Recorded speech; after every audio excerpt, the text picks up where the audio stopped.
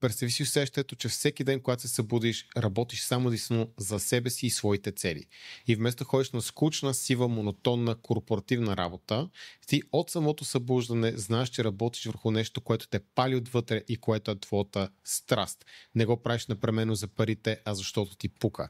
Оказва се, че това е желанието на над 46% от българите, според проучване на Българската търговска камара, които искат да стартират собствен бизнес, но не само за да правят повече пари, въпреки че това е една от основните цели, но и за да работят върху вълнуващи неща, да преследват страстта си, да създадат работа за другите и да допринесат за цялото общество, но повечето хора, които аз познавам и са в моето обкръжение, са убили много повече идеи и стремежи, отколкото са реализирали. Всъщност повечето хора са реализирали точно 0 идеи. Има 4 причини това да е така. Най-вероятно са повече, но в това видео искам да споделя 4 най-основни лимитиращи вярвания и когато ги премахнем, надявам се, че ти ще можеш да направиш първата крачка и да стартираш своят първи бизнес. Първото и най-често лимитиращо вярване е нямам пари или капитал. Много хора си мислят, че им трябват пари задължително за да започнат бизнес. Когато говорите с повече предприемачи, ще разберете, че парите рядко са проблем. Даже много често аз обичам да давам едно упражнение на хора, които консултирам или с които си говоря и казвам, добре, ако ти дам 100 000 лева сега, инжектирам ги в твоя бизнес, можеш и да ги опеториш. И в повечето случаи хората казват, не мога всъщност, което означава, че пари не им трябват им умения, трябват им знания, креативност, менторство, среда и така нататък, трябват им много неща, но пари не. И много често, особено ако човек вече поработи над 2 години със своя компания, прекара някакъв оборот, ще откриете, че банките в България имат доста пари, кредитирането им е на доста добри условия спрямо някои страни извън България и всъщност пари може да намерите сравнително лесно. Има и еврофондове и програми, въпреки че аз не съм почитател поради много причините. Нека говорим сега за самия проблем, ако наистина почвате от нулата. Първо, ако правите услугов бизнес, не ви трябва голям стартов капитал. Какво са услугови бизнеси? Продажби, където много често може да си намерите стаж, някой да ви обучи как да продавате, после да го правите на фриланс, фитнес коучинг, обработка на видеа, професионално почистване. Това са все неща, в които не ви трябва всъщност капитал, трябва да ви умения. Тоест, ако имате вече тези умения, вие може да работите директно с клиенти, да взимате пари и затова не ви трябва отново капитал, не ви трябва кой знае какво като оборудване, особено в сферата на професионалното почистване, всъщност не ви трябва ти кой знае какви умения, трябва просто да имате ентусиазъм, да спазвате базов етикет и общо взето това е услуга, която има постоянно търсене. Дори за неща като e-commerce или dropshipping, препоръката на хора като Икон Лука, който е освен мой бизнес партньор в един от нашите бизнеси, може би един от най-големите експерти в e-commerce в България, е 5000 лева за старт, което знам, че за някои хора може да е доста, но в никакъв случай не е непосилна или недостъпна сума пари. Всички познаваме приятели, роднини имаме и така нататък, които са дали 5000 лева за какви ли не глупости.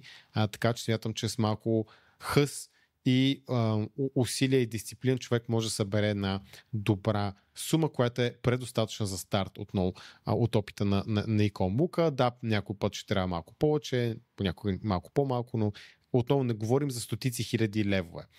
Като много услугови бизнеси, които искат 0 лева стартов капитал, могат да са ваш личен банкомат и да захранят дори друг бизнес, който изисква капитал. Тоест, може първият ви бизнес, който да кажем е с услуга, той просто да ви вкара свеж капитал, който вие вече да инвестирате, за да не се занимавате с банки, пари на заем и така нататък.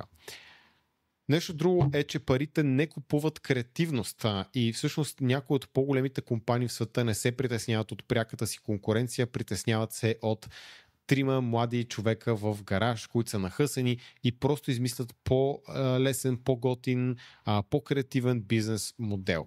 И това го знам от президента на Shopify, като той не ми го казал лично, каза го в един подкаст, тъй като той говори именно с тези големи компании и техните притеснения са именно млади, амбициозни, надъхани хора.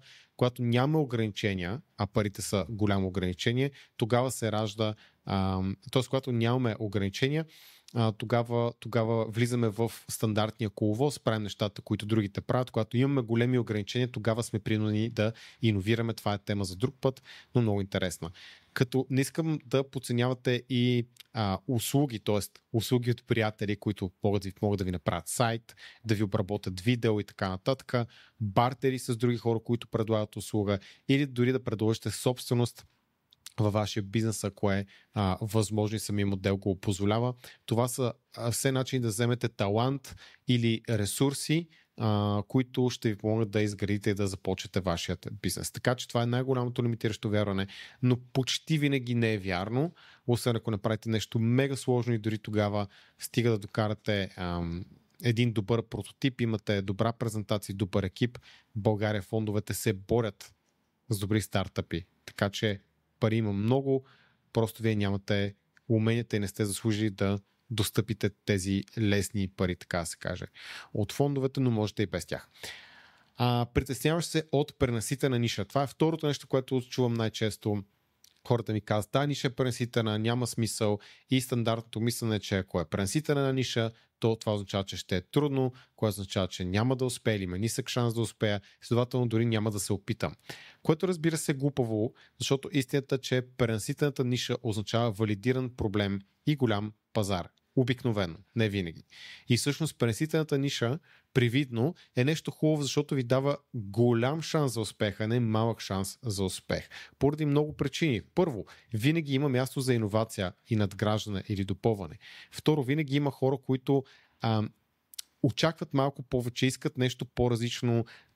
Точно тези, как да кажа, като изкарани от шаблон други доставчици на услуги, не са им дали това, което те очакват или което искат, и съответно в самата пренаситена ниша просто има подниша, която никой не е окупирал. Това е много, много често срещано. Това е нещо, което ние направихме с нашия първи бизнес. Влезахме в мега пренаситена ниша фитнес коучинг, която и сега е много пренаситена, и въпреки, че и сега е още по-пренаситена, аз съм ментор на, не знам, може би 20-30 такива човек, които занимават с тази услуга и успяват да пробият. Така че не е проблем, че една ниша е пренаситена, може дори да е предимство. След това го направихме с Proof Nutrition. Добавките също са изключително пренаситена ниша и там влезнахме, успяхме да изградим име, и вече с другите ни бизнеси не сме в толкова пренаситени ниши, но първите ни два бизнеса, които са сравнително успешни, са именно в пренаситени ниши, именно защото има валидиран проблем и голям пазар. Единството, което трябва да добавим, е малко иновация, надграждане, допълване, и съответно ние си отваряме възможност да се развием. Както казах, пренаситена ниша означава валидиран и растящ пазар, плюс отъпкана пътека. Тук не знам, защо не съм довършил. Отъпканата пътека е нещо хубаво. Когато е пренаситена ниша, може да видите кои са успешните примери и просто да взаимствате от тях. Няма смисъл да измисляте топлата вода. И сега ще ви дам една ниша, която е супер пренаситена и въпреки това има огромна и крещяща нужда, и това е професионалното почистване. Достъпно, лесно се намират клиенти, не ви трябва нищо за старт, трябва единствено ентусиазъм, добре платено между другото, особено ако вие самите сте добри, и да, в пренаситена ниша, но е възможност. Все още и продължава да и винаги ще е, защото там има други проблеми, свързани с наемане на хора, скалиране и така нататък, но с първи бизнес ето и нещо, което аз почти се сещам за нещо по-лесно. Като добър пример и добро кейс стъди с Starbucks, които влизат в пресетения пазар на кафето, но сами може да видите на каква стойност е оценена компанията, и това, което правят те по-различно е, че добавят брандинг и история в една иначе пренаситена ниша, добавят някаква нова свежа концепция и в крайна сметка те са мултимилиардна компания. Dollar Shave Club, ако се сещате, преди бяха много популярна компания, имаха една много известна реклама, влизат в пазара с бръснарски нощчета и такъв тип изделия за персонална грижа, където жилет държат 70% от пазара. И влизат, мисля, че 2012-13 година, нещо е такова да е било. И в крайна сметка за 3 или 4 години успяват да се продадат за 1 милиард на Unilever. Така че Дори в най-пресетените ниши има начин да се иновира. В случая иновацията е самия бизнес модел. Т.е. не се продават самите нощчета в стандартната потребителска мрежа, а е на абонаментен принцип и цената е по-ниска. Това, че е на абонаментен принцип, не се дистрибутират в стандартна потребителска мрежа, позволява се намали цената и така нататък и така нататък. Отново, пресетена ниша, голяма възможност, 1 милиард в кеш за основателите за няколко години. Смятам, че това е доста добро постижение. И последното нещо, което винаги правя, когато говоря с хора, които се притесняват от пренаситеността или от липсата на клиенти, тъй като пренаситена ниша може да го разгледаме и като еквивалентен проблем на няма да имам достатъчно клиенти. И когато хората си казват, няма да имам достатъчно клиенти, това не е валидно, това не е възможно, кой ще го купи това, не е по-различно от притеснението от пренаситената ниша. Отново става въпрос за това, че няма просто да успеем, тъй като няма да има достатъчно бизнес. И това, което винаги питаме, от колко клиента имаш нужда? Вярваш ли, че в България с своето население от 6 милиона и половина и да кажем населението, което не са възрастни хора, не са деца, а 3 милиона? Вярваш ли, че от 3 милиона ти не можеш да намериш 15 клиента, от които имаш нужда? Те са в твой квартал, най-вероятно може половината са в твой блок. Не се знае. Зависи колко е голям блока. Когато разбием една цел от трябват ми 5000 лева на месец оборот на добре, това са 20 клиента по 250 лева и добре, нищо е пренаситена, ама вярваш ли, че в цяла София не можеш да намериш 20 човек, които ти плащат по 250 лева на месец, става доста по-постижимо и хората виждат, че окей, това е просто притеснение, което не е рационално. Замислете се вие, от колко клиента имате нужда, просто за да се издържате, да стартирате нещо, да напуснете работа, ако това е ваше желание, да го развиете в нещо по-голямо. И вижте, че няма да е кой знае колко голямо това число и напълно постижимо. Ако тук цифрата е 50 000 човека, какво да ви кажа? Друг разговор за друг ден, но в повечето случаи това няма да е вярно, особено ако говорим за услугов бизнес. Добре, следващото лимитиращо вярване. Искаш да го направиш перфектно от първия път. Перфекционизъм, премислене, много неща под една шапка, но истината е, че не сме в училище и никой няма да ти пише двойка, че си сбъркал. Напротив, живота изисква да бъркаш и да се учиш от своите грешки.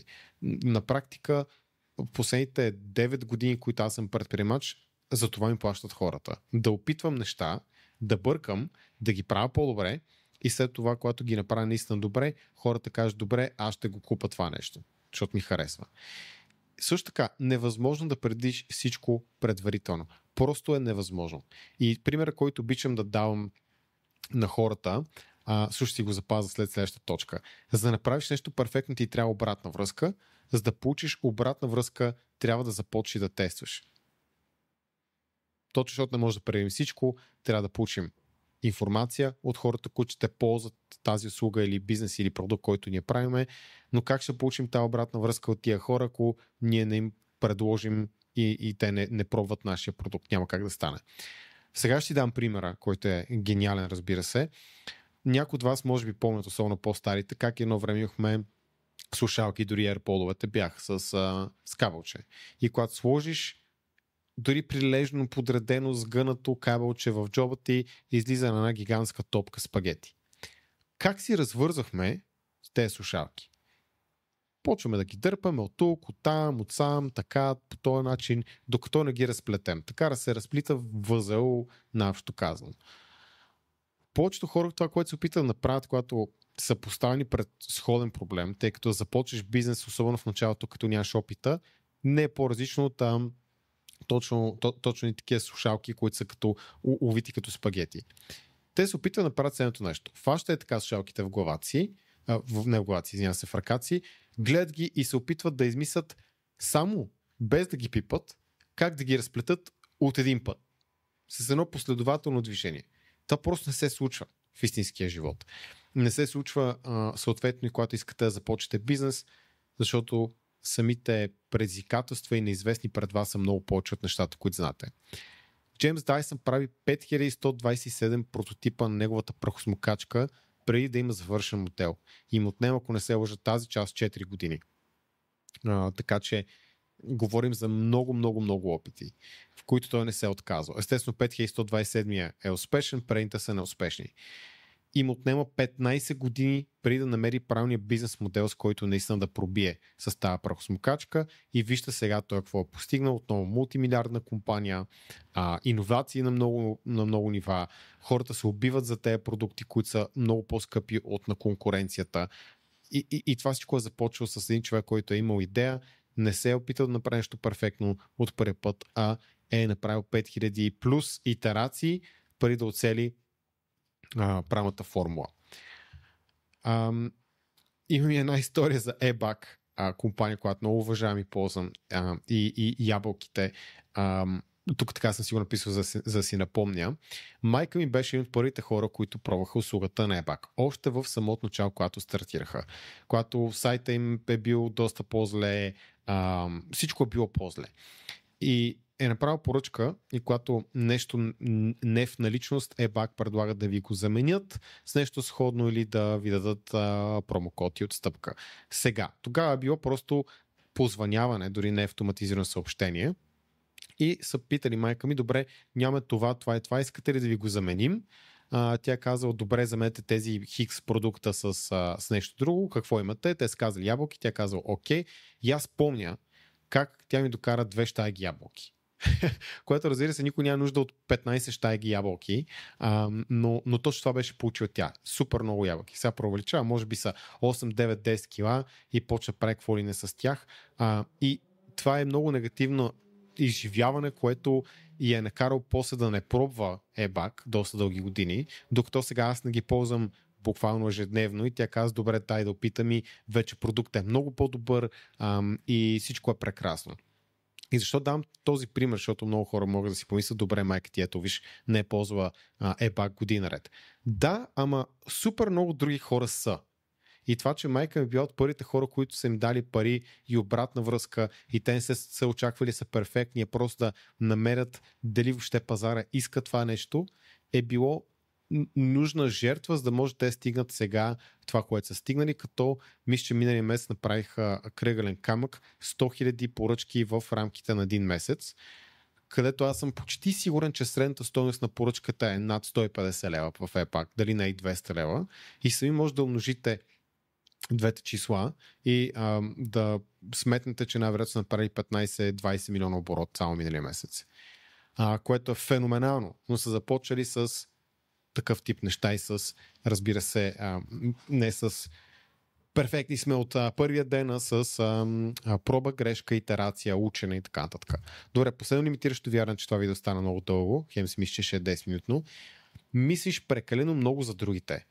Не мога да ви опиша колко хора имат супер много знания, умения и желание да започнат нещо свое. Аз не намирам нищо лошо в корпоративната работа всъщност, но не предприемат никакви мерки, защото прекалено много си мислят какво ще си кажат хората, аз да не се изложа, хората си мислят, че ще им досаждам, понеже искам да им продам, или да ги питам за услуга, или си пласирам продукта, не седят добре на камера и така нататък. Един тон такива несигурности, лимитиращи вярвани, какво ли още не. Искам да ви кажа следното нещо. На хората не им пука за вас. Ама толкова не им пука, че дори в момента, в който са се изложили най-много, хората са ви помнили за 5 минути, на които са направили негативно впечатление. 10 минути, 15 минути, един ден. И след това ви забравят. Това е. И най-вероятно тия хора, ако толкова сте се изложили, не се виждате после тях. Така че нищо, кой знае какво няма се случи. И замислете се, кое е най-лошото нещо, което може да ви се случи, ако пробвате да започнете бизнес, пробвате се да почукате на 10 врати на непознати хора, да предложите вашите професионални услуги за почистване. Съберете 5000 лева и пробвате някакъв бизнес и не ви се получи. Кое е най-лошото, което може да стане? Няма да умрете, никой няма ви бие. Има две неща, които могат да се случат. Да инвестирате едни пари, не казвам изхарчите, да инвестирате едни пари в замяна, на които вие ще получите много знания, и то много ценни знания. най-вероятно 5000 лева инвестирани в бизнес, ваш бизнес, ще ви научат повече, отколкото няколко години в университета, ако учите предприемачество. Не се базикам.